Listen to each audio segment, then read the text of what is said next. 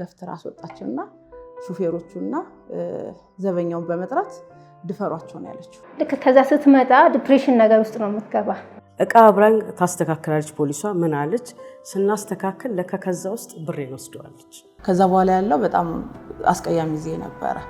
እኛ እነሱን ማሳመን የምንችለው እኔም እንዳንቺ ነበርኩ ብዬ ራሴ ማውራት ስለምችል ነው። በጣም ነው እነሱን የማመሰግነው። ብሩህ አዲስን በጣም አመሰግናለሁ።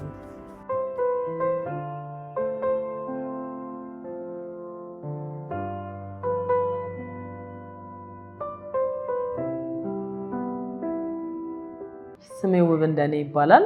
የብሩህ አዲስ ቻሪቴብል ኦርጋናይዜሽን መስራችና ስራ አስኪያጅ ነኝ። የተመሰረተው 2023 አፕሪል ላይ ነው።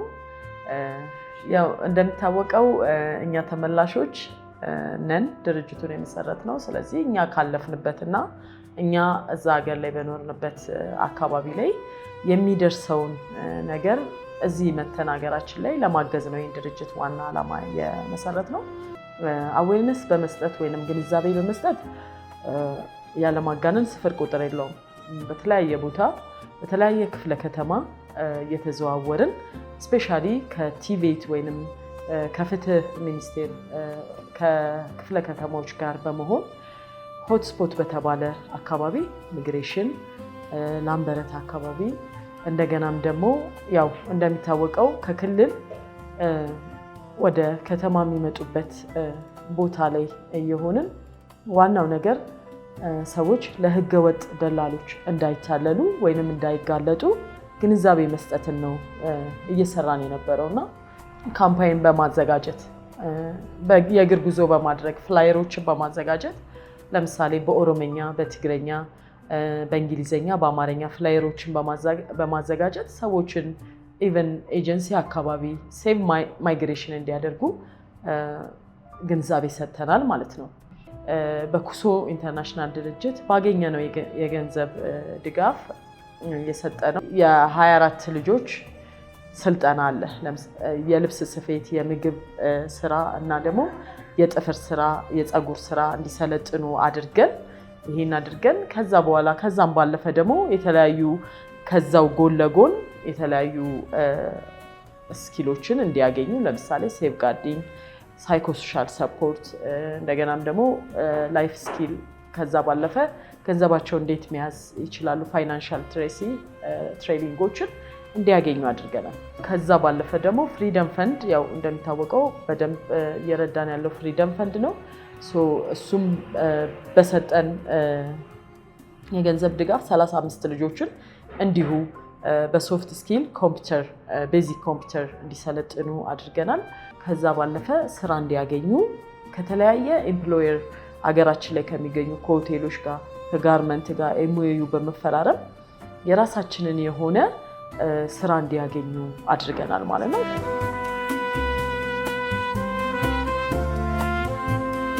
ተመላሾች ብቻ አይደለም እኛ የምንሰራው ፍልሰተኞች ላይ ወይንም ማንኛውም ለስራ የሚወጣ የማስተማር ኃላፊነት አለብን። እዛ አገር በነበረን ጊዜ የምናየው ዋናው ችግር ብለን የምናስበው የቋንቋ አለመቻል እሱን አይተንም ስለነበረ ዋነኛ ዓላማ አድርገን ያሰብነው ከመንግስት ቲቬት ጋር በመሆን ምንድን ያደረግነው ስልጠና አረበኛ ቋንቋ በነፃ ቮለንተሪ ገብተን እንሰራለን። ቴሌግራም ቻናል አላቸው፣ እኛ እንቆጣጠረዋለን። በየሄዱበት ሀገር ይነጋገራሉ፣ ያወራሉ። ቻሌንጅ ሲኖር እንደዚህ ለፊው የኔም ማዳም እንዲነበረች አይዞሽ ምናምን በመባባል እስካሁን ድረስ ጥሩ ነገር አለ ማለት ነው። ከዛ ባለፈ ደግሞ ኦቨር ችግር ከደረሰባቸው ለኛ ይደውላሉ። እኛ ደግሞ የሄዱበትን ኤጀንሲ እና ስራና ክህሎት ካሳንችስ የሚመለከተው አካል ስለሆነ ሄደው ቤተሰቦቻቸው ወይንም ተወካይ ብለው ያስቀመጡ ሰዎች ሄደው እንዲያናግሩላቸው ከኤጀንሲ ጋር ያልተፈጠረውን ነገር እንዲነጋገርና እንዲፈታ 1-2 ልጆች እንደዚህ አድርገናል ማለት ነው። እኛ አሁን ላይ አዲስ ከተማ ላይ ነው መቀመጫችን ያለው። ፕሮጀክቶችንም ከአዲስ ከተማ ጋር ነው ተፈራርመን እየሰራን ያለ ነው እና ከስራና ክህሎት ጋር በመሆን ከአዲስ ከተማ ክፍለ ከተማ የስራ እድል ፈጠራ ያሉ ልጆች ላይ ምናልባት ስልጠና የሚፈልጉ ልጆች አሉ ወይ የሚል ደብዳቤ እናስገባለን ማለት ነው። እንዲልኩልን ዳታው ማለት ነው። ከዛ እነሱ ደግሞ ያስቀምጡትን ዳታ ይልኩልናል ወደኛ። ከዛ ባለፈ ቅድም እንዳልኩ ደግሞ እኛን ተመላሽ ድርጅት ናቸው ሲባል ብዙ ሴት እህቶቻችን አንኳክተው የሚመጡበት መንገድ አለ። ስለዚህ እኛ ደግሞ የራሳችን የድርጅቱ አካሄድ ለምሳሌ ተመላሽ መሆናቸው ማረጋገጫ የት ክልል ነው፣ በምን ያህል አመት ነው የመጡት፣ ምን ያህል ጊዜ ሆኗቸዋል፣ ምን አይነት ስኪል አላቸው የሚለውን የራሳችን መስፈርት አለን። እሱን እንቀበላቸዋለን። ለእያንዳንዳቸው የ3 ወር ስልጠና ነው የምንሰጠው። 3 ወር ስልጠና ስንሰጥ ግን እንደ ተቋሙ እንደምናሰለጥንበት ተቋም 3 ወር ሲሰጥ ያ ማለት ከሰኞ እስከ ዓርብ አይደለም። ምናልባት እዛ ውስጥ በሰዓቱን አመቻችተው ግን በሳምንት 4 ወይ 3 ወይ 2 ገብተው ሊሰለጥኑ ይችላሉ። ግን ሰዓቱ ረጃጅም ይሆናል። ግን የ3 ወር ስልጠና ነው። እኛም ከተቋሙ ጋር ተፈራርመን ስለምንሰራ በዚህ አይነት መንገድ ነው የምናደርገው። የተቋሙ ሰርቲፊኬት ይሰጣቸዋል። ከዛ ባለፈ ደግሞ ሲኦሲ መንግስት ወይንም በአዲስ አበባ አስተዳደር እርግጠኛ የሆነ ሲኦሲ ይዘጋጅላቸዋል ማለት ነው። ከፈንድ አንጻር በጣም እንቸገራለን። ተመላሾችን አቅም ለማጎልበት ከኢሴ በሰጠን ፈንድ ነው፣ ከእናት ባንክ ጋር ነው ገንዘቡን ሰተን የራሳቸውን ገንዘብ አቅም ማጎልበት ብለን የያዝ ነው ማለት ነው። አንዳንዶቹ ተቀጥረው መስራት ነው የሚፈልጉት፣ አንዳንዶቹ ደግሞ የራሳቸውን ቢዝነስ መቀጠል ስላለባቸው ወይ ደግሞ በራሳቸው መስራት ስለሚፈልጉ ይሄንን ከኢሴ የተገኘውን ገንዘብ ነው ልጆች ገንዘቡን አግኝተው እንዲሰሩ የምናደርገው። ፎሎ አፕ ቤታቸው ድረስ ነው እየሄድን የምናያቸው አብዛኞችን ማለት ነው።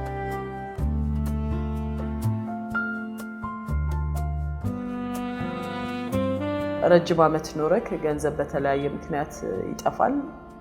ሳይኖራቸው የሚመጡ ልጆች አንደኛ እነሱ ሳይኮ በጣም የተጎዱ ናቸው።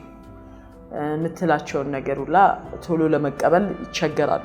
ምክንያቱም ከዚህ ይዘው የሄዱት ዓላማ እና አሁን ላይ መተው የሚያዩት ነገር ትክክል ስለማይሆን በጣም የምንቸገርበት ዋነኛው መንገድ ነው እና እነሱን መጀመሪያ ወደ ገንዘብ ወይንም ወደ ማብቃት ሳይሆን እነሱ አይምሯቸውን መጀመሪያ ማሳመን መቻል ስላለብን የራሳችን የሳይኮ ሶሻል ሩም መስጫ አለን እና ቮለንተሪ የሚያገለግሉን የሕክምና ሰዎች አሉ። እነሱ መተው ሳይኮ ሶሻል ሰፖርት እነሱ መጀመሪያ በደንብ እናግዛለን ማለት ነው። እኛ እነሱን ማሳመን የምንችለው እኔም እንዳንቺ ነበርኩ ብዬ ራሴ ማውራት ስለምችል ማለት ነው። ስለዚህ እኔም እንዳንቺ ነበርኩኝ ምንም ሳሊዝ ነው ከዛ ሀገር የመጣሁት። እውነታው ያ ባይሆንም ግን እሷን ካለችበት ስትረስ ለማውጣት ያንን እንጠቀማለን።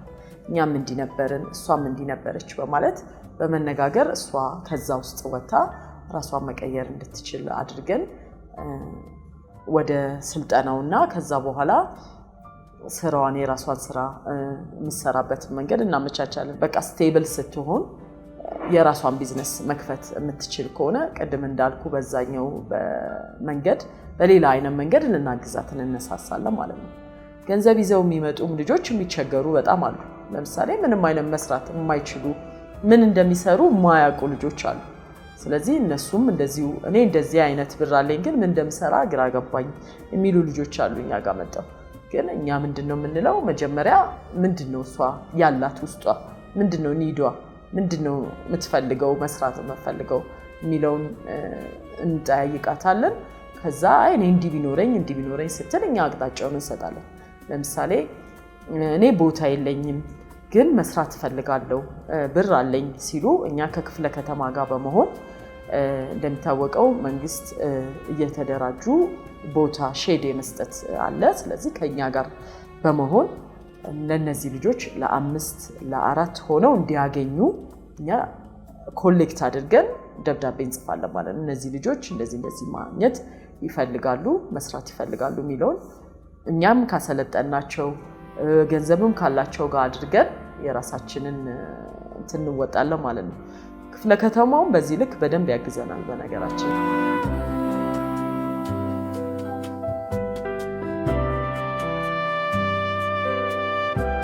ድጋፎች ብዙ እንደ በጎ አድራጎት ድርጅት ብዙ ድጋፎች ያስፈልጉናል።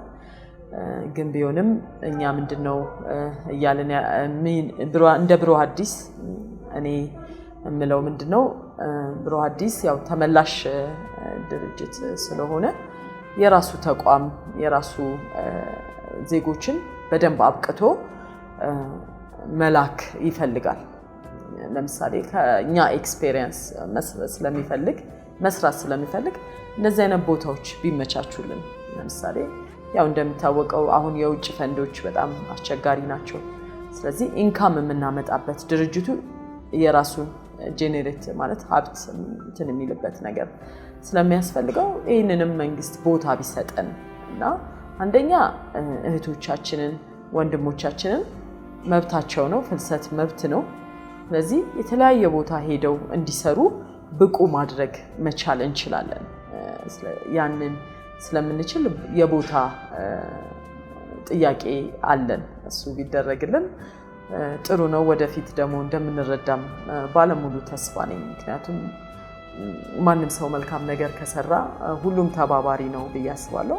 ሁሌም መንግስትም ከጎናችን ነው። እውነት ለመናገር እንደተመላሽ ለኛ ፍቃድ ሰጥቶ ከዛ ባለፈ በክፍለ ከተማ በስራና ክህሎት በፍትህ ሚኒስቴር በተለያዩ ቦታ በአይኦኤም በጣም የምንደገፍ ድርጅት ነን አሁን ላይና ይሄ እየቀጠለ ሲሄድ ይሄም ይሆናል ብዬ አስባለሁ።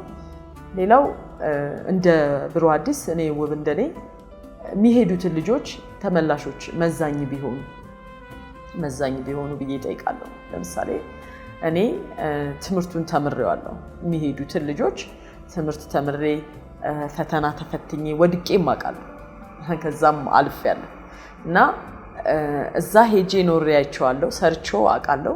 እዚህ ያለውን ነገርም ደግሞ ፈተናውንም ትምህርቱንም ስላየሁት እንደ ቲቤት እኔ መዛኝ ብሆን ወይ ደግሞ አሰልጣኝ ብሆን እዛ ውስጥ ኢቨን ቮለንተሪ ደስ ይለኛል። ምክንያቱም ዋናው ዓላማዬ ዜጎችን ብቁ ማድረግ እና እዛ ሄደው ከፊሊፒንስ፣ ከስሪላንካ፣ ከኢንዶኔሽያ ከሌላ አገሮች እኩል ሆነን የምንሰራበት ተፈላጊ ሆነን እውነት ለመናገር ኢትዮጵያኖች ለጉልበታችን የምንሳሳ አይደለንም። በጣም ጎበዞች ነን። ትንሽ ግን ያው አግሬሲቭ ነገር ስለሆንን እሱን ደግሞ እንዴት ነው መቀነስ የምንችለው የሚለውን ነገር እሱን በእኛ በተመላሾች ቢሰራ ብዬ እላለሁ። ድጋፉ ይሄው ነው። ብሩህ አዲስ እንግዲህ ከተመላሾችም ከተጋላጮችም ላይ መስራት ባለፈ ህፃናት ላይ ይሰራል። ስፔሻሊ የተመላሾች ልጆች ላይ ህፃናቶች ላይ በጣም ይሰራል።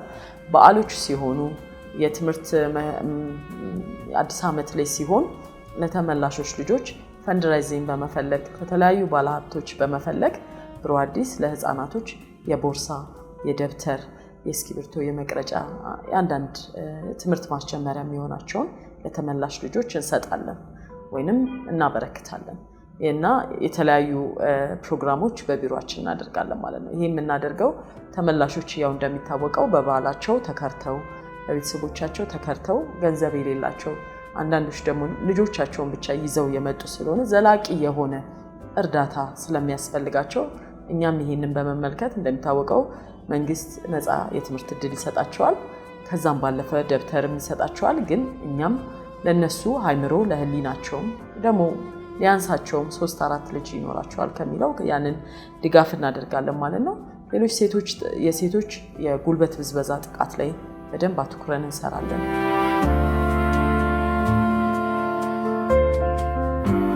እንትሳር አህመድ እባላለሁ። ኮሚኒቲ ወርከር ነኝ። ከአረብ ሀገር ተመላሽ ነኝ። ሳውዲ ለ20 ዓመት ቆይቻለሁ እና በዛ ሰዓት ነው ብሩህ አዲስን ያገኘሁት። የተለያዩ ስልጠናዎችን በመውሰድ አሁን ላይ የብሩህ አዲስ ተቀጣሪ ሆኛለሁ ማለት ነው። ኮሚኒቲ ወርከር ላይ እየሰራሁ እገኛለሁ። ሳውዲ ላይ ያለሁኝ ለመጀመሪያ ላይ በኡምራ ነበር አካሄዴ። ያው ከአንድ ወር በኋላ ህገወጥ ነው የምትሆነው ጊዜው ሲያልፍ ማለት ነው። ከዛ በኋላ ያለው በጣም አስቀያሚ ጊዜ ነበረ። ግን ያው ሂደቶች የሀገሩን የለመድክ ስትሄድ ነገሮችንም አዳፕት እያደረካቸው ትሄዳለህ። ጥሩም መጥፎንም ያው ምንም አማራጭ ስለሌለ ትለምደዋለህ ማለት ነው እና ብዙም ጥሩም መጥፎም ገጥሞኛል እና በዛ መሃል ሳላስበው ዛሬ ነገር ስንሄድ በጀመረው ነው ለ2 ዓመት ብለን ነው የምንሄደው ማንኛውም ከኢትዮጵያ የሚወጣ ሰው እና ያው ዓመት 2 ዓመት እያለን እኔ ሳላስበው 20 ዓመት ሞልቶኛል ማለት ነው እዛ ሀገር ላይ። በጀመራ እንደሄድኩ የገባው ሰው ቤት ነው። ሰው ቤት እየሰራው እያለ ለመጀመሪያ ጊዜ ልጅ ነበር ያስኩት። ህፃን ልጅ ነበር የሚይዘው እና ልጁ በጣም አስቸጋሪ ነበረ፣ ይማታል። በዛ ሰዓት ደግሞ አንተ መማታት አትችልም። ምክንያቱም ከዚህ ስትሄድ እኔ ልጆች እወዳለሁኝ። ይሃም ነው እንዳልማታ ያደረገኝ። ግን ብዙ የኛ ሀበሾች ልጅ ሲመታ ትመታዋለህ። ግን የዛ ጊዜ ራስሽን የመቆጣጠር ነገር ይኖራል ነው ነገር የመስራቱ ፍላጎት ስለነበረኝ ከወጣሁኝ ያው ፖሊስ እንደሚዘኝ ያውቃለሁ። ስለዚህ ያለኝ አማራጭ ራሴን ተቆጣጥሬ ስራዬን መስራት ነበር እና የተወሰነ ጊዜ ሰራሁኝ። በዛ መሃል ደግሞ ጓደኛዬም አብረን ከኢትዮጵያ አብረን የሄደ ልጅ ነበረች አብራኝ እና በጣም ብዙ ጥቃት ይደርስባት ነበረ እና ወደ 3 ዓመት እንደሰራች ቤት ስራ ተባራ ስትወጣ እህቶቿ የሚሏት ምንድነው አንቺ ነሽ ወንዶችን ግፊት እየሰጠሻቸው እንትን የምትይው ስራ ላይ ለመስራት ነው ምናምን የሚል እንትን ነበረ፣ ጭቆና ነበረ እና በዛ ሰዓት ለኔ በመደወልልኝ ጊዜ ጥሩ ነገር አላይባትም። ልጅቷ ወደ ጥሩ መንገድ እየሄደች አልነበረም። ስለዚህ ያለኝ አማራጭ ምንድነው እሷ አብረሽኝ ብትሰሪ የተወሰነ ጊዜ የተወሰነ ብር መያዝ እችላለሁ ነው ስትለኝ የነበረው እና በቃ እሷን ለመርዳት በማለት ከስራዬ ልጅ ነበር የሚይዘው ብያለሁ። ከስራዬ ወጥቼ ከሷ ጋር አንድ ላይ ገባን ማለት ነው። ትልቅ ቤት ነው እና አብረን እየሰራን እያለ የተወሰነ ጊዜ እንደሰራን ሴትዮዋ እሷን አልፈለገቻትም፣ እኔ አብሬያት እንድቀጥል ፈለገች። በዛ መሃል ያለ መግባባት ይፈጠራል ማለት ነው። ልጅቷን እረፍት እንደወጣች ሹፌሩ እንዳይመልሳት ታደርጋለች። ልጅቷ ደግሞ ሌላ ነገር በማሰብ ያኔ መጥፎ ነገር ይደርስባታል ብላ ስላሰበች በታክሲ ቤቱ ስላወቀችው ትመጣለች። የዛ ሰዓት እኔም እረፍት ወጥቼ ልመለስ አልኳት። በዛ መሃል ደሞዝ አልወሰድኩም ነበር ማለት ነው። ከዛ በቃ ሴትዮዋ እሷ መምጣቷ ስላናደዳት ሁለታችንንም ከቤት አባርናል ነበረ ማለት ነው። ማባረር ሲባል ያው ትንሽ እንትን ነበር መጥፎ ነገሮች። ከዛ ግን በዛ መሃል ምን ተፈጠረ መሰለህ? ሰዎች ሴትዮዋ ምግብ ለሰው ከመስጠት ይልቅ መድፋትን ነበር የምትመርጠው። ሰው ሲበላ ደስ አይላትም እና እኛ ደግሞ ያው ሀበሾች ሲባል የዋህ ብቻ ነን አይደል? እና እኛ ደግሞ ምግቡ ከሚደፋ በማለት እየደበቀን ሴትዮዋ ወጣ ስትል ለሹፌሩና ለዘበኛው እንሰጥ ነበር ምግብ። በዛ መሃል እኔ አልፈልግም እረፍት ደርሼ እመጣለሁ በምልባት ሰዓት ሴትዮዋ ኃይል ተጠቀመች ማለት ነው። በቃ ምትሄጂ ከሆነ መጀመሪያ ፍተሻ አደርጋለሁ አለች። እሺ ያለን በምትፈትሽበት ሰዓት ቤተሰብ እህቴ ነበረች። እሷ እረፍት ኢትዮጵያ ስለመጣች ለማንኛውም ነገር ብለህ መያዝ አለ ምን አለ የምትደብቀው ብር ይኖራል እጅህ ላይ እና 500 ሪያል ሱሪ ለብሼ ከሱሪ ስር ቁንጣ አለች ዚፕ አለ እሱ ውስጥ ደብቄ ነበር። በምትፈትሽ ሰዓት አገኘችው። ይሄ ራሴ ብር ነው አልኳት። አውቃለሁ ግን ሊያዘው አለች ማለት ነው። ያዘችው፣ አመንኳት። ያዘችው። ከዛ በኋላ ደግሞ ደሞዜን አልወሰድኩም። ፈተሸች ምናለች ጨረሰችና ብሬን ደሞዝ ከጨረሰች በኋላ ደሞዜን ስጭኝ አልኳት ማለት ነው። አይ ቆይ እሺ እሰጥሻለሁ ብላ የኔንም ብር ስጭኝ ስላት አልመልስም አለችኝ። አንድ ላይ ያዘችው ብሩን ማለት ነው። ልክ እንደጨረሰች የጓደኛዬንም እንደዛው ፈተሸቻት። አዲስ ፓንት አገኘች። ያኔ የተለበሰ ነው ግን አላረጀም ማለት ነው። የልጄ ነው ብላ ወሰደች ፓንቱ። ይሃም እንዳለ ሆኖ ምን ቢፈጠር ጥሩ ነው? ልክ መጨረሻ ላይ እርግጠኛ ናችሁ ረፍት ደርሰሽ ትመጣለች? አዎ ደርሼ እመጣለሁ እሷ ትስራ አልኳት። ከዛ በኋላ ገፍትራ አስወጣችና ሹፌሮቹና ዘበኛውን በመጥራት ድፈሯቸው ነው ያለችው። ገብቶሃል አይደል? የዛ ሰዓት ግን የጠቀመን ምንድነው? እኛ እየደበቀን የምንሰጠው ምግብ ለኛ ህይወታችንን አትርፎናል። ሰውየው ምን አለ? ይሄ የሰጣችሁን ምግብ የኛን ጎሮሮ ይዛል። ፊሊፒን ናቸው ዜግነታቸው ሂንዲና የባንግላዴሽ ናቸው እና እናንተ ምግብ እኛ በቸገረን ሰዓት በራበን ሰዓት ስላበላችሁ እሱ ያለችውን ነገር አናደርግም። ግን አሁን ይዘናችሁ እንገባና መኪና ቤት አለች፣ በዛ የመኪና ሻተር አለ፣ በዛ ሮጣችሁ ታመጣላችኋል። በቃ ያለን አማራጭ እሱ እንዳለ ነው። ጓደኛዬ ታለቅሳለች፣ እሷ እንድትጠነክር ማድረግ ነበረብኝ። ከዛ ወጣን፣ እሱ ማስወጣን። ግን ሰዓቱ ስንት ሰዓት ነበር? 6 ሰዓት ከሌሊቱ። ከባድ ነበረ። ምክንያቱም ሀገሩን አናውቀውም። እንደ ገጠር በለው ጨለማ ነው። በዛ ላይ መኪና ታክሲ የሚባል ነገር አታይም። እና በቃ ምንም አማራጭ የለንም። እየሮጥን ስንወጣ እንትኖች ያገኘን ሀሪስ ማለት ዘበኛ የሌላ ግቢ ማለት ነው። እና ጓደኛ በጣም ስታለቅስ ስለነበረ ምን ሆናችሁ ነው ሲለን እዚህ ቤት ብራችንን ወስዳ አባረረችን አለ። እሷ እኮ ልምዷ ነው አለ። እኛ እንግዲህ 3 ወር ስንሰራ ይህን ነገር አላየንም ነበር ማለት ነው።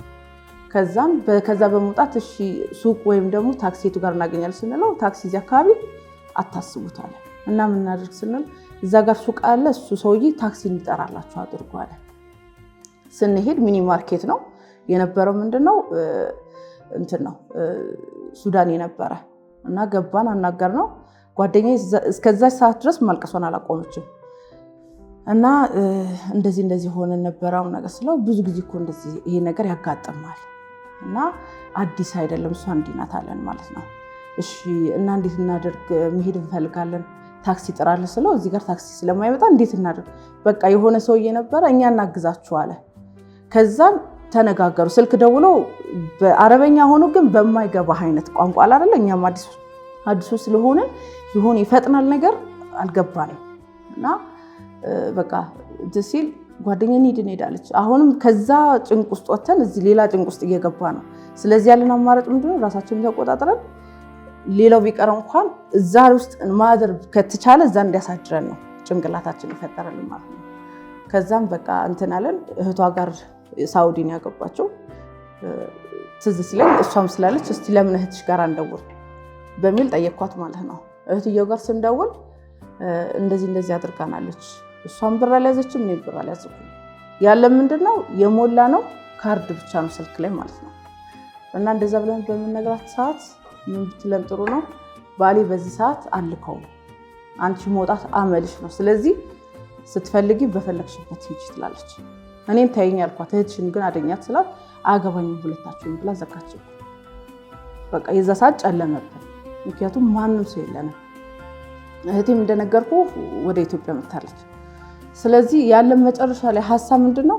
አብሮን የተከራየ ሰውዬ አለ እዛው ሹጋ ውስጥ ማለት የምንኖርበት ቤት አንዱ ሹጋ ውስጥ ቤት ውስጥ አንድ ቤት እንደ ኮንዶሚኒየም አይነት አላለ አፓርታማ፣ እዛ ውስጥ 4 ክፍል ይኖራል። አንድ ሰው ነው የሚኖረው ማለት ነው። እዛ ውስጥ የተከራየ አንድ ኤርትሪ ነበረ እና ያለን አማራጭ እሱ ጋር ደውዬ እንዲያድነን ማድረግ ነው። ከዛን ደወልኩለትና እንደዚህ ሆኖናል። እሱ መኪና አለው። ሚስቱ ስለምትቀና ያለው ቻንስ ምንድነው? እንዲልካት ታክሲ ልኮልን እንዲያወጣን ነው። خلاص እሱ አለ ችግር የለም ብሎ ታክሲ ይዞ ለታክሲ መላከም ስለከበደው እኛን አተረፈን ማለት ነው። ቤታችን ለመግባት በቅተናል። ብሩህ አዲስ ልክ እንደገባን ማለት ያው በክፍለ ከተማም በምንድን ነው እንትን ያለው እና ብሩህ አዲስ እንዳገኘ ሳይኮሶሻል ነበረ እንትን ያለው የወሰድነው። ከዛ በኋላ ደግሞ ሌሎች ስልጠናዎችን ራስን ማውቃት እንዴት እንዳለብኝ፣ እንዴት ደግሞ መስራት እንዳለብኝ ጥንካሬ አንድ ነገር አለ። እኛ ከዛ ስንመጣ ተጎድተን እንመጣው። ስለዚህ እንዴት አድርገን መቆም እንዳለብህና ነገ ደግሞ ሌላውን ማትረፍ እንዳለብህ ግዴታ እዚሁ ከምናገኘው ስልጠና ነው። ስለዚህ ብሩህ አዲስ ላይ ከገባሁ በኋላ ከሳይኮ ሰፖርት ሌላ ብዙ ስልጠናዎችን ራስ እንዴት ማብቃት እንዳለብኝ ከሰዎች ጋር እንዴት አሁን እንዳንተ ጋር እንዴት እንደማወራ በፊት አልችልም ነበረ። ግን በጣም ብዙ ስልጠናዎችን ከማግኘቴ ብዙ ሰዎች ኮሚኒቲ ላይ ወርጄ ስሰራ ብዙ ሰው ነው፣ አንድ ሰው ሁለት ሰው አይደለም የማወራው። ስለዚህ ማአት ህዝብ እንደዚህ አዌርነስ በምሰጥበት ሰዓት ይህ ድፍረትን እያመጣልኝ መጣ። መጀመሪያ ግን እፈራለሁ፣ እንቀጠቀጥ ነበረ። እኔ የምሰራው እዚህ ብሩህ አዲስ ላይ እንደነገርኩ ኮሚኒቲ ላይ እሰራለሁ ብያለሁ። እንዲሁም ደግሞ ከጄኔራል ውንጌት ጋር የአረብኛ ቋንቋ ሰለጥናለሁ። የማሰለጥናቸው ልጆች በጣም ብዙ አይነት ሰው ነው የምታገኘው። አብዛኛዎቹ ደርሰው የተመለሰዋሉ። ግን ደርሰው ተመልሰው ራሱ ምን ማድረግ እንዳለባቸው አሁንም ሄደው እንደመጀመሪያው በቃ ምንም ነገር ሳይዙ ለመመለስ አላለ መመላለስ በለው ተመላላሽ ናቸው እንጂ ለስራ አይደለም የሚሄዱት። ግን ከተመላሹ ይልቅ ማን ላይ ነው ፎከስ ማድረግ ያለብን? እነዚህ አዲስ የሚሄዱ ልጆች ላይ ምክንያቱም እነዚህ ልጆች ምንም የሚያውቁት ነገር የለም። አለገል ለእነዚህ ደርሶ የመጡ ሰዎች ያውቁታል እዛ ምን እንደሚደርስባቸው። እዛ ላይ ደግሞ እኛ ደግሞ ስንጨመርበት እዚህ ጋር ምን ያገኛሉ? በጀመረ ዝም ብሎ አይደለም መመላለስ የነበረው። እኛ ደግሞ ስንገባበት እነዚህ ልጆች ዓላማ እንዲኖራቸው ነገ አካውንት ከፍተው ሄደው ያ የከፈቱት አካውንት ላይ ቤተሰብ የሚረዱት ለብቻ የራሳቸው ደግሞ ሴቭ የሆነ አካውንት በዶላር ነው የሳውዲን ብር ሆነ ምንድነው የዱባይ ብር ሲያስገቡ ኢንተርናሽናል ስለሆነ በዶላር ነው የሚቀመጥላቸው። ይህ ብር መንቀሳቀስ እንደሌለበት ነገ ላይ ስትመለስ 2 ዓመት አይደለም የሚቆዩት። በዛ ሰዓት የስራ መንቀሳቀሻ የሰው እጅ ከማየት የራሳቸውን ስራ እንዲጀምሩ ያደርጋቸዋል። ብዙ ለውጥ አለው። ምክንያቱም በጀመራ ላይ እኔ እንዴት እንደነበርኩ አውቀዋለሁ። ምክንያቱም ስልጠናውን ሳገኝና ሳላገኝ እኩል አልነበርኩም። ስለዚህ ለእኔ ስልጠናው በጣም ጠቅሞኛል፣ እኔን ቀይሮኛል። ብሩህ አዲስ ላይ ከገባሁ በኋላ በጣም ብዙ የስራ እድል አግኝቻለሁኝ። ራሴን ህይወቴን ቀይሬያለሁ። ከዛ በፊት ግን ከዛ ሀገር ስመለስ ስራ አልነበረኝም እና ብሩህ አዲስ ላይ ገብቼ ደሞዝተኛ ሆኛለሁ። እንዲሁም ደግሞ ራሴንም ቤተሰቤንም መቀየር ችያለሁ ማለት ነው እና በጣም ባገኘሁት ነገሮች ሁሉ ደስተኛ ነኝ በጣም።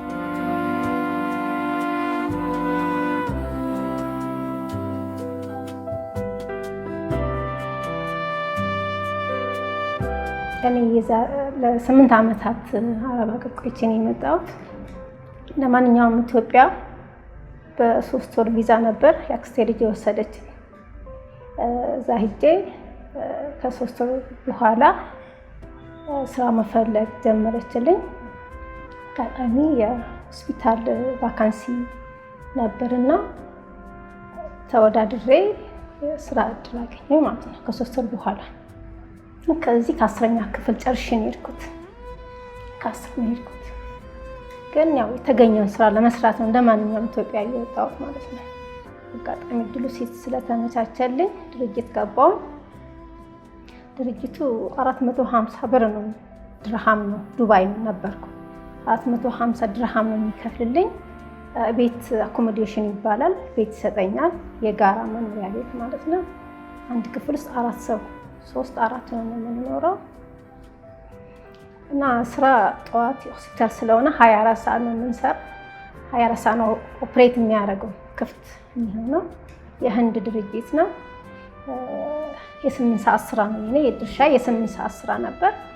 ልክ ከዛ ስትመጣ ዲፕሬሽን ነገር ውስጥ ነው የምትገባ። የስራ ጫና፣ ከሀገርም ርቃ ስትኖር ብዙ ነገሮች አሉ።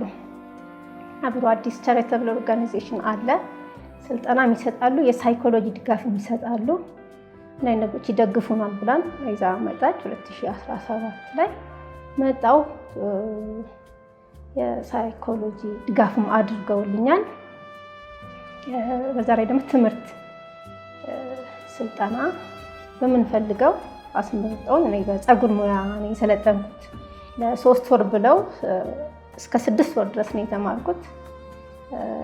አሁን ብቁ የፀጉር ባለሙያ ሆኛለሁ። 2017 ላይ ተመርቀናል። ኢቨን የትራንስፖርት ድጋፍ ሰጥተውን እየተማርን ነበር ማለት ነው።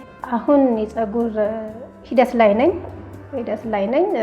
ብርም ከእናት ባንክ ጋርም ስልጠና ሰጥተውናል።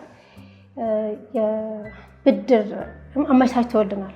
ዋና ማናጀሯ፣ መስራቾቹም ስታፎቹ ክሩ እንዳሉ ተመላሾችም ስላሉ ችግራችንን ይረዳሉ፣ አንደርስታንድ ያደርጉናል ማለት ነው። ተመላሽና ከአረብ ሀገር ተመላሽና ያልሆነ ሰው አንደርስታንድ አቀባበላችን አንድ አይደለም። ሁላችንም ስራውንም ሁሉ ነገር ስለምንታወቅ ተስፋ ይሰጡናል እንደማለት ነው። አንደኛ በስልጠናው መማሬ የማላውቀውን ነገር ተማርኩኝ ማለት ነው። ለራሴ እውቀት ነው። ተቀጥሬ መስራት እችላለሁ። ኢቨን እነሱ ባመቻቹልኝ በእናት ባንክ ብድር መልክ ደግሞ ራሴ ነገር መስራት እችላለሁ። ኢቨን ሌላ ሰው ቀጥሬም ላሰራ እችላለሁ ማለት ነው። እና በጣም ጠቅሞኛል። ለራሴም ለቤተሰቦችም እንድረዳ አድርገውኛል። ኢቨን ተረጋግቼ አገሬ ላይ እንድሰራ አድርገውኛል። ተስፋ ሆኖ ማለት ነው። ከሀገር የወጣሁት ያው ቆይቷል። ወደ 16 ዓመት ሆኖኛል እዛ ከኖርኩ ዱባይ እና ያው ህፃንም ነበርኩ የዛን አስታውሳለሁ። እና ወደ ገጠር ነበር አጋጣሚ ሄድኩት። ረጅም ታሪኩ ገጠር ወደ ኤልኤል የሚባል አካባቢ አለ። እዛ እየሰራሁ ነበር እዛ በምሰራበት ሰዓት ወደ 10 ቤተሰብ ነበር የነበረው። ወደ 10 ቤተሰብ ሆኖ እኔ አንድ ብቻ ነበር። ምንም ነገር የማውቀው ነገር የለም። ቋንቋም አላውቅም፣ ምንም አላውቅም። የዛኔ ደሞዝ የሚከፈለው 400 ድርሃም ነበር። አሁን የዛኔ በምሰራ ሰዓት ምንም ነገር ስለማላውቅ ምንም አላውቅም። እሰራለሁኝ ግን ደሞዙ ወር 2 ወር 3 ወር ይሆን አላውቅም። ብቻ በቃ ዝም ብዬ መስራት ነው። የዛኔ በምሰራበት ሰዓት ብሩ በጣም ትንሽ እየሆነብኝ መጣ ስለማላውቅ። እንዳጋጣሚ ልብስ በዓል ነበር፣ የነሱ በዓል። ልብስ እየተኮስኩኝ እያለ ልብሴን እንዳታቃጥይ ትለኛለች። ልብሴን እንዳታቃጥይ ይሄ 400 ድርሃም ነው የገዛሁት ብላ ስትል እንዴ አልኩኝ። 400 ድርሃም ነው እንዴ? እኔ ሁሉ ስራ እየሰራሁ ይሄ ለዚህ ልብስ 400 በዚህ ሁሉ 3 ወር 4 ወር እየሰራሁ እንዴት በእንደዚህ አይነት ልብስ 400 ድርሃም እንዴት ይከፈለኛል? በጣም አዘንኩኝ። በጣም በማዘን ሰዓት የዛኔ ልብስም ማጠብም አለ፣ ቤት ማጽዳት አለ፣ ምግብም መስራት አለ፣ ምንም አለ። ያ ብቻዬን ነበር የምሰራው። በዛ ሰዓት በዚች ብር ነው እንዲህ ይሄን ያህል የምሰራው ብዬ እንዳጋጥ በቃ እንደዛ እያልኩኝ ዝም ብዬ ገፋሁት። ወደ አመት ብቻ በቃ እንደዛ ሰራሁ። እንዳጋጣሚ ከእቃ ልብስ ምንድነው ቆሻሻ ለመጣል ስወጣ አንድ ልጅ ከጎረቤት ያለሁኝ ፊት ለፊት ሳይ እሷን ላናገራት ፈለኩኝ።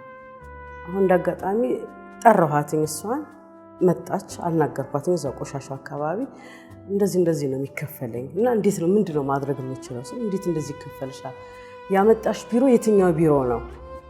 እንዴት በእንደዚህ አይነት እኔ የሚከፈለኝ 1000 ድርሃም እና 600 ድርሃም ነው። እንደዛ ነው የሚከፈለኝ። እንዴት እንደዛ ይከፈልሻል?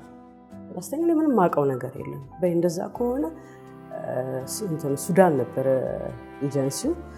ለሱዳኑ ንገሪው፣ ስልክ ቁጥሩ ካለሽ ለሱ ለቢሮ ንገሪና ብርሽ እንዲስተካከል አድርጊ፣ ያለበለዚያ ብትሄጂ ይሻልሻል አገርሽ ለኛስ። በቃ አመቱ ሙሉ ስሰራ 800 በቃ 2000 ብር ብቻ ነው ያለኝ።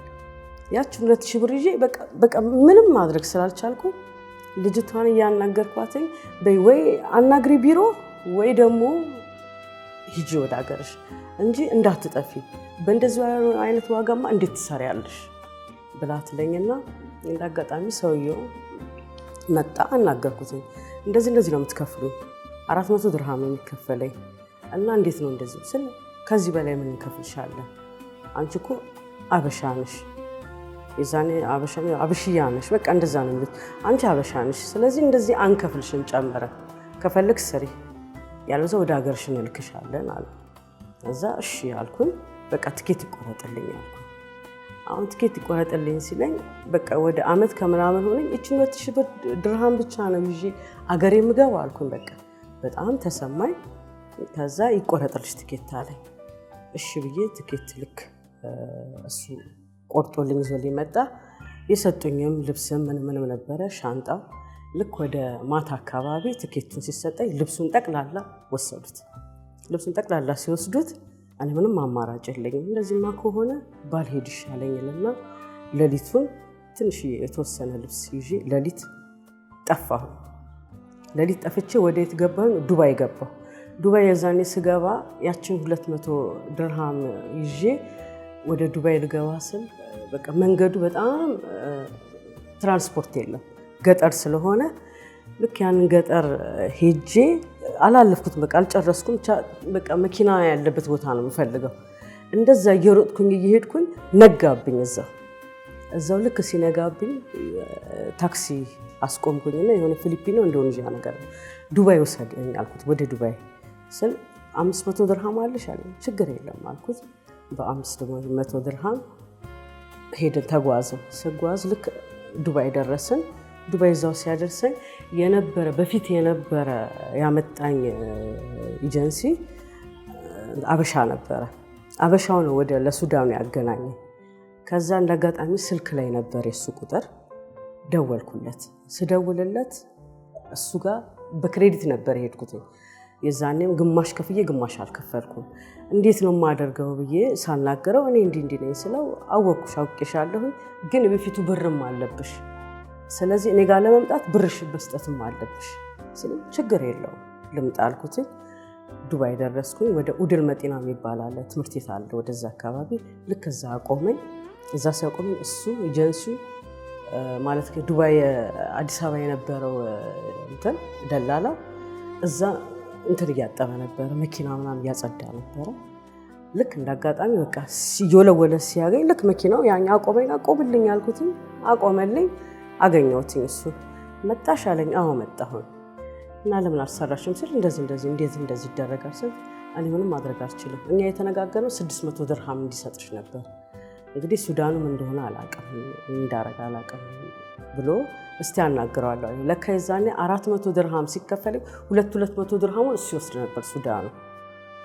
እንደዛ እየወሰደ እንትን ይል ነበር። ከዛ አናግረዋለሁ አለኝ። እንዳጋጣሚ እሺ ያልኩኝ እቤት አስገባኝ። እቤት ልክ የሱ ቤት ስንገባ አበሾች በሙሉ ተኝተዋል። ግማሹ ሶፋ ላይ፣ ግማሹ አልጋ ላይ፣ ግማሹ በቃ እንደዚህ ተረባርበው ሁሉም ተኝተዋል። ተኛ አለኝ። የቱ ጋር ልተኛ? በቃ ቁጭ ብዬ አደርኩ። ለካ ሳይ እነሱ ግማሹ በቃ ተስፋ የቆረጠ ነው፣ ግማሹ እንደዚህ በቃ ምንም አማራጭ የለኝም። እነሱን በማየት እንደዚህ ከምኖር አልኩኝ ከነሱ ጋር ከምኖር ወይ አገሬ ልሄድ የሆነ ነገር ማድረግ አለብኝ፣ በቃ እንደዚህ አይነትማ መኖር አልችልም ብዬ እዛ ወደ 13 ቀን ነው እንደዚህ 4 ቀን ከቆየ በኋላ ለሱ ብር ሲለኝ እሺ ብዬ ያለብኝ ብር ሰጠሁት። የዛን ያለብኝ ስሰጠኝ 200 ድርሃም ብቻ ቀረ። አሁን እባክህን ስራ በቃ ፈልግልኝ፣ እኔ እንደዚህ መቀመጥ አልችልም። ስለ አመቱ ሙሉ ተቀምጠሽ እረፊ ሲለኝ 1 ወር እንኳን እረፊ ሲለኝ በፍጹም አላርፍም አልኩት። እንዴት አብሬ እኖራለሁ? እነሱ ልክ በሚኖሩ ሰዓት ምን እንደሚሰሩ አላውቅም። ልክ እየሰሩ ምን እያሉ ያለህን ሰርተህ ያመጣኸውን ብር ወይም እቃ ፍሪጅ መሙላት አለብህ ግዴታ። እዛ አብራቸው ስትኖር 3 ቀን 4 ቀን ስቆይ ተንከባከቡኝ። ከዛ በኋላ ግን ማንም አይንከባከብም። ግዴታ እየሰራ እየመጣ ፍሪጅ መሙላት አለብህ፣ ፍሪጁ መሟላት አለበት። አሁን ያንን ነገር ሲያወሩም ሲያዋጡ ምን ሲሉም አስንተን አልኩኝ። ይህ ነገር ለደላላው ነገር እባክህን ስራ ፈልግልኝ፣ ስራ መግባት ፈልጋለሁ ስለው እሺ ስራ አስገባሻለሁ ግን ትከፍያለሽ አለኝ። ምንድነው ከፍለ? የለኝም ብር አልኩት። ያለችው 200 ድርሃም ከፍለሽ ስራ ማስገባት ትችላለሽ፣ ችግር የለም ማለት። እሺ አለኝ። በሁለተኛው ቀን ስራ ተገኘልኝ። የዛኔ በዓል ነበር፣ የኢድ በዓል። ኢድ ሊመጣ 3 ቀን ቀርቶታል። ከዛ ልክ ብሩን ሰጠሁትኝ፣ አስገባኝ ሱራ። ሲያስገባኝ ሱራ ሱዳኖች ቤት ነው ያስገባኝ። ፎቅና ምድር ነው። የዛኔ ልክ እንደዛ 2 ቀን ነው እንደዚህ ሰራሁኝ። ቤት ማጽዳት ምናምን በቃ ሰራው ምናምን በጣም አጸዳዳውላቸው። ደስ አላቸው እነሱ። ልክ እንደሰራው በ4ኛው ቀን ብሩን ሰጥተው ሂጃሉ። ለካ የፈለጉት እነሱ በዓል ስለነበረ በዓሉን አጽድቼ ብቻ እንዴት ነው ይፈል። እኔ ደግሞ ለወር የተቀጠርኩ ነበር መሰለኝ። ያችን ብር ሰጡኝ፣ ሂጂ አለ። ተመልሼ መጣሁ እሱ ጋር። ደላላውን አናገርኩት። ምንም ማድረግ አልችልም አለ። እንዴት ለ3 ቀን ልሰራ ነው ወይ? እኔ ያልኩት ለወር ነው። እንግዲህ እነሱ እንግዲህ ያልተማቻቸው ነገር አለ አለ። አሁን በቃ ስራ ፈልግልኝ አልኩት። አሁንም ብሩ ሰጣሁትና ሌላ ስራ ገባሁ። ሞሮኮ ቤት ሰራ። ልክ ሞሮኮ ቤቷ ደግሞ ስሰራ ደግሞ እሷ ቢዝነስ ምናምን ነገር ነው የሚሰሩት መሰለኝ አላውቅም። እዛ እየሰራሁ 3 ወር እየሰራሁኝ እያለ ብር የ2 ወር ሰጠችኝ። 1 ወር ብር ከለከለችኝ። እረፍት ልወጣ ነበር። መውጣት አልፈለኩም፣ ምክንያቱም እዛ ከወጣ ሌላ ነገር ስለሚሆን አልወጣም ብዬ 3 ወር ሰራ። 3 ወር ስሰራ ልክ 2ኛው ወር ላይ ሰርቼ 2ኛው ወር ደግሞ ሰጥቶኝ 3ኛው ወር ላይ ብር ልቀበላት ልሂድ እረፍት ልውጣ አሁን ስል አይሆንም አለች። ተመልሰሽ ነይና ብሩን ሰጥሻለሁ አለች። እሺ ብዬ እረፍት ወጣሁ። እረፍት ወጥቼ ስመለስ ያ ብር ተከለከለ። ያ ብር ሲከለከል በቃ መውጣት አለብኝ ከዚህ ቤት አልኩኝ። ወጣሁ። ምክንያቱም 1 ወር ደሞዝ አልሰጠችኝ። ስወጣ አሁንም እዛ ቤት ገባሁ፣ እሱ ጋር ኤጀንሲው ጋር። እዛም ስገባ አሁንም ከፍዬ እንትን ጋር አገኘሁኝ። የዱባይ ዋናዎቹ ሉካኖች አሉ፣ እነሱ ጋር ገባሁ። ልክ እዛ ስገባ ጥሩ ቤት ነበረ። እነሱ ጋር እየሰራሁ ምን እያልኩ 2 ዓመት እንደዚህ ከሰራሁ በኋላ ፓስፖርቴን እዛው ጥዬም ስለነበረ ወደ ሌን ገጠር አካባቢ ስለጣልኩ ፓስፖርት ልታሰራልኝ የሆነ አዋጅ ወጣ። አፉ የሚባል አዋጅ አለ በየዓመቱ። የዛኔ ሲወጣ አፉ በሚባል ሰዓት ፓስፖርት እንድታድስልኝና እዛው እንድሰራ ቪዛ እንዲሰራልኝ ተደረገ። አሁን ቪዛ ሊሰራልኝ ሲል ፓስፖርቱ ሌን ስለሆነ ያለው ገጠር ስለሆነ ሴትዮዋም አላህ ይስጣት አብረን ሄደን ከሌን ፓስፖርቱን ተቀበለችልኝ። ፓስፖርቱን እዛው ቤቱ ሰውየው ፓስፖርቱን ይዞት ነበረ። ትንሽ ሳንቲም ሰጥታ ተቀበለችልኝ። ያንን ፓስፖርት ተቀብለን መጣን። ግን እዛ ስሰራ ለ2 ዓመት ስሰራ የራሴን ብር ግማሽ ብር ካንቺ ግማሽ ብር ከኔ ነው ቪዛ መሰራት ያለበት አለች። ቪዛው ተሰራልኝ። ከዛ 14 ዓመት እዛው ቤት ሰራሁ። እዛ ቤት ሰራሁ። በትክክል ሰርቼ ምን ብዬ ወደ ሀገሬ ልመጣ ስል ጎረቤት አለች። ጎረቤቷ የነሱ ጎረቤት ፖሊስ ናት፣ አረብ ናት። እሷን በጣም እንግባባታለን። ያችኛዋ እኔን ለማመቻቸት ወደ ኢትዮጵያ ይዛ ልትሄድ ማለት ነው። ወደ ኢትዮጵያ ልንሄድ ኤርፖርት ልሳፈር ስል እዛ ልክ ልታሳፈረኝ ስትል የሆነች ኸጥ ነገር አለች። እዛች ጋር ወደዛ ከሄድክ እዛው ዱባይ ነው፣ ወደዚህ ስትመለስ በቃ አትመለስም። እዛች ኸጥ ላይ እኔ አላወኩም። እዛ ላይ ቆሜ እቃ እያስተካከል ነበር። እቃ አብራኝ ታስተካክላለች። ፖሊሷ ምን አለች? ስናስተካከል ለካ ከዛ ውስጥ ብሬን ወስደዋለች። አረብ ናት፣ ፖሊስ ናት። እኔ እንደዚህ ነገር አላወኩም። ልክ አጋጣሚ በቃ ተሰነባብተን ስንወጣ ሴትዮዋ ስልክ ደወለችልኝ። ስትደውል ብርሽን አደራ ተጠንቀቂ ብላች። ለካ እሷ ታውቃለች። ከዛ አረ ችግር የለውም አለ ብሬ ብዬ አልኳትና ስልኬን ዘጋውና ቆይ እስቲ ብዬ ስል ብሩን አጣሁት። የዛኔ በቃ የምሆነውን ነገር አጣሁ። ምንም የት እንዳለው አላውቅም። እስከ ማታ እዛ ቆይኩ። ፕሌኑ ሊሄድ ነው። በቃ ምንም ማድረግ አልቻለም። ሁሉም ፖሊሶች ተረባርበው ሻንጣዬን ከፈቱት። ምን አሉት? ብሩ የለም ይታየ 18 ዓመት ብር ነው እዛ ውስጥ ያለው። ተወሰደ። ምንም ማድረግ አልቻልኩም። መጣሁ ወደ ሀገሬ ስመጣ ከአይምሮ በላይ ነው። በቃ ጭንቀቱ ምኑ በቃ ምንም ማድረግ ስላልቻልኩ በጣም ተረበሽኩ። እነዛኔ ሰረበሽ መስል በቃ ቤተሰብም አብሽራ ይዞሻሉ ምንም ችግር የለም አሉኝ። ግን እዛም ትንሽ ሴትዮዋም ጥሩም ስለነበረች የተወሰነ ብር ተዋጣ ተላከልኝ ወደዚህ ወደ አዲስ አበባ። ግን እንደዛም ሆኜ በቃ በጣም ጭንቀት ሆነ። ይኸው እንደዛ መጣሁኝ። እንዳጋጣሚ በብሩህ አዲስ ደግሞ በጓደኛዬ አማካኝነት ነገረች። እሷ እንደዚህ ነገር አለ ብሩህ አዲስ እንደዚህ ግቢ ምናምን አለች። በብሩህ አዲስ ገባሁኝ። እዛ እየተጽናናሁኝ ራሴንም እያረጋጋሁ እያልኩ በቃ ከዛ ከበፊቱ ትንሽ በቃ ተረጋጋው። እዛ ስልጠናም ነበረ። ስልጠናው 3 ወር ፀጉር ስልጠና ሰለጠንኩኝ። ከዛ እንደገና አሁንም ሜካፕም ሰለጠንኩኝ። ያንን በመሀል እየሰለጠንኩ እያለ ምግብም ስለምችል ስለነበረ በእነሱ በብሩህ አዲስ አማካኝነት ምግብ ስራ ተገኘልኝ። ምግብ ዲያስፖራዎች በሚመጡ ሰዓት ምግብ ስራ እየሰራው እየሰለጠንኩኝ ምን እያልኩኝ አሁን በሱ ስራ አለሁኝ እና ያው ተረጋግቻለሁኝ። በእነሱ አማካኝነት አሁን ምግብ ስራ እየሰራሁ የአረቦች ምግብ እዛም ስለሰለጠንኩ ስለነበረ ያንንም እየሰራሁ ነው። በመሀል ሜካፕም ስራ እሰራለሁ። ፀጉርም ደግሞ እንደዛ እሰራለሁ። ሜካፕ ያው ቤት ውስጥ በምናምን ሰው በሚመጣ ሰዓት ሜካፕ እሰራለሁ። ፀጉር ደግሞ በተበላ ሰዓት የራሴን ማቴሪያል ትናንሽም ስለነበረኝ ያንንም ፀጉር ስራ እሰራለሁ። ስልጠናው በጣም ጠቅሞኛል። በፀጉር ስራውም በሜካፑም ሰልጥኛለሁ። አብዛኛው ደግሞ በጣም የተደሰትኩበት በእነሱ አማካኝነት ምግብ ስራ ማገኘሁኝ። ምግብ ስራ አሁን አረቦቹ በሚመጡ ሰዓት ሄጄ እሰራለሁ። እነሱ አገኙልኝ፣ እዛ እየሰራሁኝ ነው። በተረፈ ደግሞ ያን ምግብ ስልጠና እዛም የሰለጠንኩት ሌሎቹም ከኛው ተመላሾች የሆኑትን ባሰለጥን ደስ ይለኛል ብዬ ነው የምለው። ምክንያቱም እዛም ሙያ ተምሬበት ምንም ብርም ባላገኘበትም የምግቡ ሙያ ተምሬበታለሁ እና የምግብ ውሃ አሁን እየሰራሁ ነው። ሁሉንም አልሐምዱሊላህ በጣም ለውጥ አለው። አሁን በቃ ደስተኛ ነኝ። ያንን ነገር በቃ እንድረሳው አድርጎኛል። አልወጣም ነበር ከቤት እና በእነሱ አማካኝነት እያበረታቱኝ ሁሌም እየደወሉ ይጠይቁኛል። ውጪ፣ ተነሺ፣ ስራ ስሪ፣ ነኛ ጋ ብለው ሁል ጊዜ ስልክ ይደወልልኛል። በዛ የተነሳ መውጣት አልፈልግም ነበር፣ ከቤት አልወጣም ነበር። እስከ 6 ወር 7 ወር አልወጣም ነበር። እነሱ ያው እየተደወለልኝ ምን እያለኝ እነሱ ጋር እየሄድኩ እየሰለጠንኩ በምሰለጥን ሰዓት ራሴን ትንሽ እንትን አልኩ። ነፃነት በቃ ትንሽ ተሰማኝ እንጂ በጣም ተረብሼ ነበር።